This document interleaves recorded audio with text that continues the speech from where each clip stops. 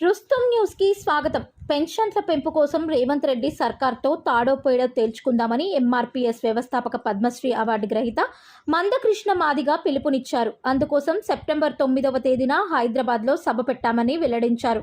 శుక్రవారం సంగారెడ్డి జిల్లా కంగ్డి మండల పరిధిలోని తట్కల్లోని దేవి ఫంక్షన్ హాల్లో నియోజకవర్గ దివ్యాంగుల చేయూత పెన్షన్దారుల మహాగర్జన సన్నాహక సదస్సు సమావేశంలో మాట్లాడారు. సీఎం రేవంత్ రెడ్డిని హెచ్చరిస్తున్నానని, సెప్టెంబర్లోపు పెన్షన్లు పెంచుతామన్న మాటకు కట్టుబడి ఉండకపోతే ఖచ్చితంగా మీ ప్రభుత్వం గద్దె దిగే రోజులు దగ్గర పడ్డాయనేది గుర్తుంచుకోవాలన్నారు. దివ్యాంగులకు, వృద్ధులకు ఎవరూ లేరనేది భావించవద్దని, వీరు సంఘటితమైతే హైదరాబాద్ నగరం దిగ్బంధం అవుతుందని, అది మీరు చూడబోతారని, ఆ పరిస్థితిని కోరి తెచ్చుకోవద్దని సూచించారు.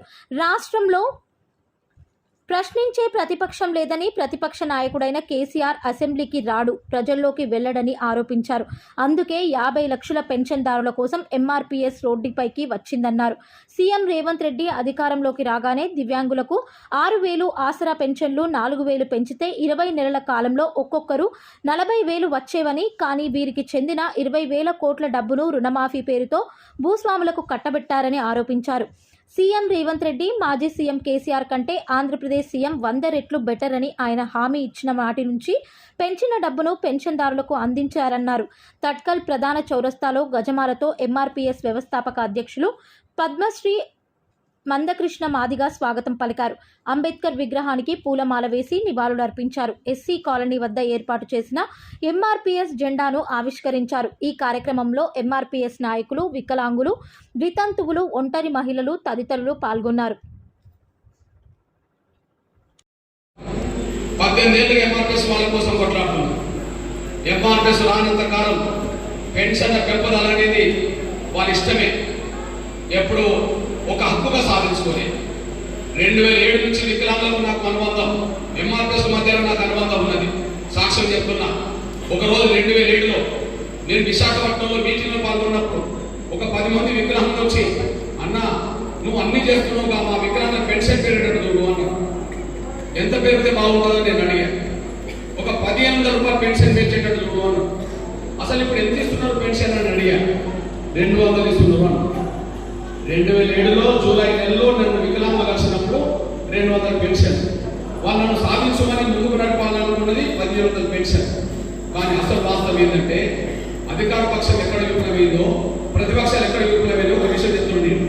2004 కాంగ్రెస్ పార్టీ మేనిఫెస్టోలో ఒక అంశం ఉంటుంది. టీడీపీ ప్రభుత్వం 75 రూపాయలు పెన్షన్ ఇస్తున్నది, కాంగ్రెస్ గారికి అధికారంకి వస్తే దానికి 150 కలిపి 225 ఇస్తామని ఉంటుందంట. టీడీపీ 75, కాంగ్రెస్ మేనిఫెస్టోలో ఉన్నది, ఇది బీఆర్ఎస్ మేనిఫెస్టోలో ఉన్నది. బీఆర్ఎస్ మేనిఫెస్టో పెట్టేటప్పుడు అధికార పార్టీ, ఇప్పుడు అది ప్రతిపక్షంగా మారింది. కాంగ్రెస్ మేనిఫెస్టో పెట్టేటప్పుడు ప్రతిపక్ష పార్టీ, ఇప్పుడు అధికార పార్టీగా మారింది. తేడా ఏం లేదు, వీళ్ళిద్దరు మాత్రం పెట్టేశారు. ఒకరు అధికారంలో ప్రతిపక్షం వచ్చాడు, ప్రతిపక్షంలో అధికారం వచ్చేశారు. ఇద్దరు మేనిఫెస్టో ఉన్నది. మరి ఇద్దరు మేనిఫెస్టోలో ఉన్న అంశము, ఒక ఆయన ముఖ్యమంత్రి అయింది, ఒక ఆయన ప్రతిపక్ష నాయకుడు అయింది కదా. మరి పెన్షన్ ఎందుకు వెళ్ళలేదు? ఒక నెల 2 నెలల వికలాంగులను పడుతున్న వాళ్ళు ఎవరు? వృద్ధులు ఎవరు? వితంతులు ఎవరు? పేద వర్గం వచ్చిన వాళ్ళ కుటుంబాల పరిస్థితి ఏంటి? పెన్షన్ ఉంటేనే ఆ పెన్షన్ కోసం ఎదురు చూసే మనుషులు కదా. ఆ పెన్షన్ వస్తే నెలకట్టలు అనుకునే వాళ్ళు కదా. పెన్షన్ 4,000 ఇస్తామని 6,000 అన్నారు కదా. మరి 6,000 ఎందుకు ఇవ్వలేదు వికలాంగులకు? వృద్ధుల వితంతులకు 2,000 నుంచి 4,000 ఇస్తామన్నారు కదా. ఎందుకు ఇవ్వలేదు? 20 నెలలు ఇవ్వలేదు. 20 నెలల భారతదేశంలో ఏ రాష్ట్రంలో కూడా పెన్షన్ పెంచుతామన్న వాళ్ళు ఒక నెలకో 2 నెలలకు పెన్షన్ పెంచారు, కానీ 20 నెలల పెన్షన్ పెంచకుండా మోసం చేసింది ఒక రేవంత్ రెడ్డి గారు ఈ రాష్ట్రంలో కనిపిస్తున్నారు. 20 నెలలు గడిచిపోయింది కదా. 20 నెలల పాటు కాంగ్రెస్ పార్టీ వీళ్ళని మోసం చేసినట్టు కదా. 50 లక్షల కుటుంబాలను, 50 లక్షల పేద కుటుంబాలను మోసం చేసినట్టు కదా.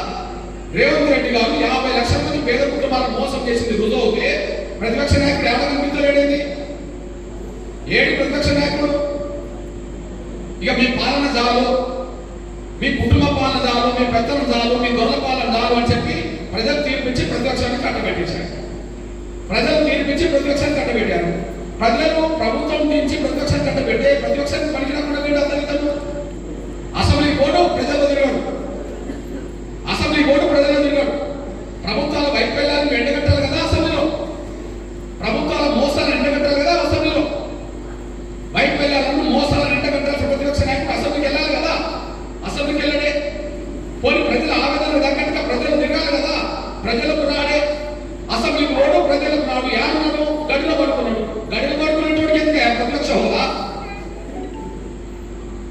రాష్ట్రంలో మోసం చేస్తున్న ముఖ్యమంత్రిని చూస్తున్నాం. ప్రశ్నించే ప్రతిపక్ష నాయకుడు లేడే. ఈ రాష్ట్రంలో మోసం చేస్తున్న ముఖ్యమంత్రిని చూస్తున్నాం. ప్రశ్నించే ప్రతిపక్ష నాయకుడు లేడే. అగో మోసం చూస్తున్నాం, ప్రతిపక్షం కనిపించట్లేదు. కనిపిస్తూనే ఒక పేద వర్గాల బిడ్డగా వీళ్ళ పెన్షన్ కోసం ఉద్యోగం చేయాల్సిన పరిస్థితి. 20 నెలలు గడిచిందా లేదా? 20 నెలలు గడిచిందా లేదా? పెన్షన్ చేస్తారు మాటించి అధికారం వచ్చింది. 20 నెలలు గడిచిందా లేదా? 20 నెలలు గడిచిపోయింది. మీ అన్నగా చెప్తున్నా, 20 నెలలు గడిచిపోయినా పెన్షన్ పెంచడం, కొత్త పెన్షన్ ఇవ్వడం. 20 నెలలు గడిచిపోయింది, పెన్షన్ పెంచడం, కొత్త పెన్షన్ ఇవ్వడం.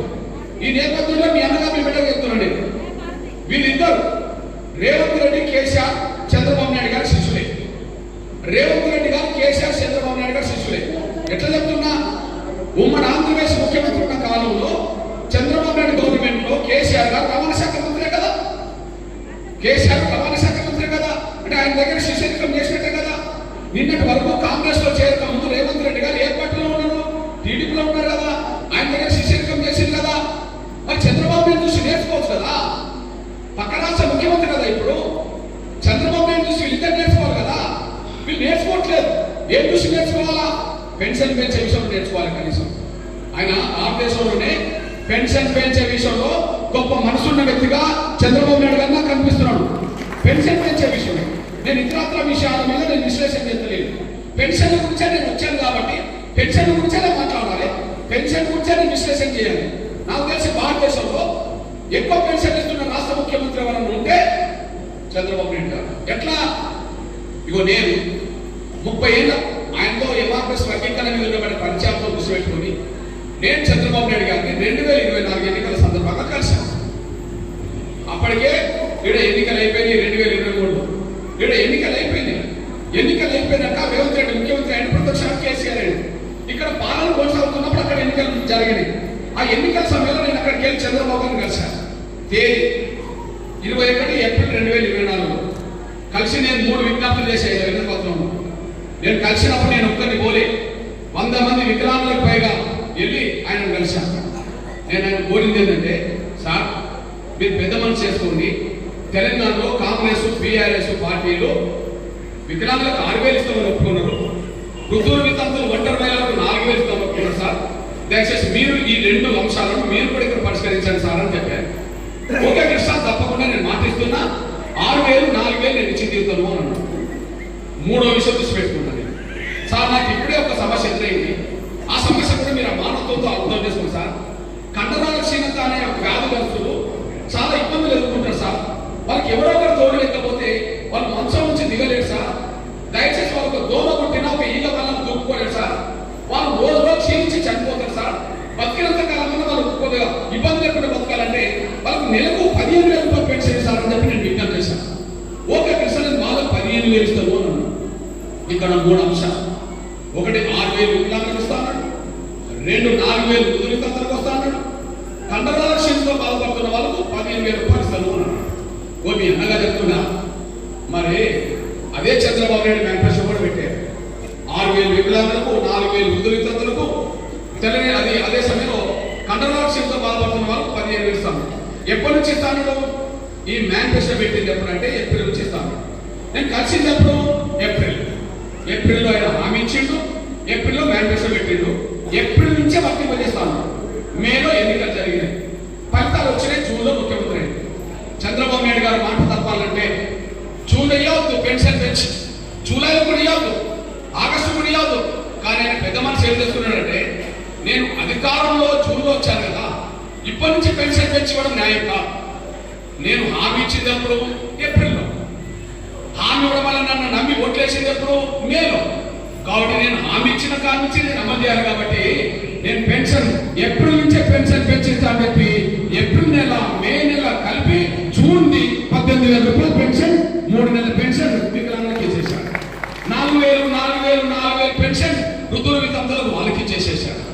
15,000 45,000 పెన్షన్ వాళ్ళకు ఇచ్చేశాడు.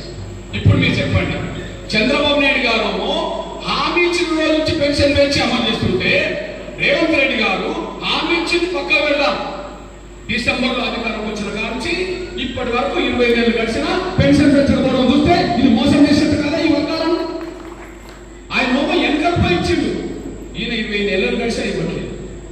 దీనివల్ల ఒక్కొక్కరు నా వికలాంగుల సమాజం 20 నెలల్లో 40,000 నష్టపోయింది. ఒక్కొక్కరు వృద్ధుల వితంతులు అంటారు మహిళలు 40,000 నష్టపోయింది. యావరేజ్ గా నెలకు 1,000 కోట్లు నష్టపోయింది. 20 నెలలుగా 20,000 కోట్లు నష్టపోయింది. ఈ 20,000 కోట్ల రూపాయల డబ్బు వీళ్ళ చెందాల్సిన ఎవరికి పోయింది? రేవంత్ రెడ్డి గారు ప్రకటన చేశారు. మా ప్రభుత్వం వచ్చినాక రైతు రుణమాఫీ కింద 20,000 కోట్లు కేటాయించడం అని అన్నాడు. అంటే ఎవరి డబ్బు ఎవరు కేటాయించినట్టు? 20,000 కోట్లు వీళ్ళకి చెందాలా, 20,000 కోట్లు వాళ్ళకి ఇచ్చిందని చెప్తున్నాడు. మరి ఎవరి డబ్బు? కాళ్ళు లేని వాళ్ళ డబ్బ, కళ్ళు లేని వాళ్ళ డబ్బ, చేతులు లేని వాళ్ళ డబ్బ, నోరు లేని వాళ్ళ డబ్బ, ముసలి డబ్బ పోసి ఉన్నోళ్ళు పెట్టడం. ఒక సామెత ఉన్నది, ఉన్నోళ్ళని కొట్టి లేనోళ్ళు పెట్టారని చెప్పి. కానీ రేవంత్ రెడ్డి ప్రభుత్వము లేని పేద వర్గాల పెన్షన్ తీసి ఉన్న భూస్వాములకు కట్టబెట్టింది అనడానికి ఇది కన్నప్పుడు కనిపిస్తున్న సాక్ష్యం కూడా మీరు మర్చిపోతారు. ఈ విషయంలో 20 నెలలుగా పెన్షన్ ఎందుకు పెంచలేదో మాట్లాడాలని కేసీఆర్ ఇంకా రేవంత్ రెడ్డి గారిని రైతు రుణమాఫీ ఏమాట్లాడుతున్నాడంటే, మీరు రైతుల రుణమాఫీ కోసం 20,000 కోట్లే కేటాయించారు, ఇంకా 10,000 కోట్లు కూడా కేటాయించాలి కదా, అది ఎప్పుడు కేటాయిస్తామో చెప్పుకొని ఈయన అడుగుతుంది. అంటే 20,000 కోట్ల రూపాయలు వృద్ధుల వితంతుల వికలాంగుల పెన్షన్ గురించి మాట్లాడాలి కేసీఆర్. భూములు ఉన్న ప్రయోజనాల గురించి మాట్లాడుతున్నాడంటే రేవంత్ అయినా భూములు ఉన్న వ్యక్తే, కేసీఆర్ అయినా భూములు ఉన్న వ్యక్తే కాబట్టి వాళ్ళ ప్రయోజనాలు కాపాడుకుంటుండ్రు. పేద వర్గాల ప్రయోజనాలు కాపాడుతూ లేరు కాబట్టి పేద వర్గాల బిడ్డగా రోడ్డు మీద రావాల్సి వచ్చిందని కూడా మీరు మర్చిపోతారు. వీళ్ళ కోసం నేను రోడ్డు మీద రావాల్సి మీ అన్నగా చెప్తున్నా. నేను ఇప్పుడు మాట్లాడుతున్నా కాబట్టి ఇప్పుడే నేను వికలాంగుల కోసం రాలేదు. ఎంఆర్పిఎస్